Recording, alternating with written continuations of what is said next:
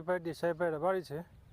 અમારે આજે 3 દિવસથી દીપડાએ આતંક મચાવ્યો છે।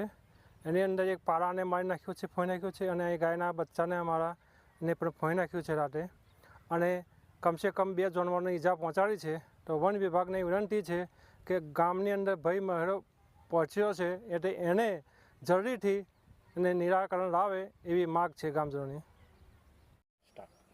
મારું નામ શૈલેષભાઈ છે અને હું ગ્રામ પંચાયત મંગાણનો સભ્ય છું। અમારા ગામમાં 2 દિવસથી દીપડાનો આતંક છે। એમાં એક ગાયનું વાછરડું છે અને એક ભેંસ છે નાની, એનું મૃત્યુ થયું છે અને એક વાછરડું સિરિયસ છે।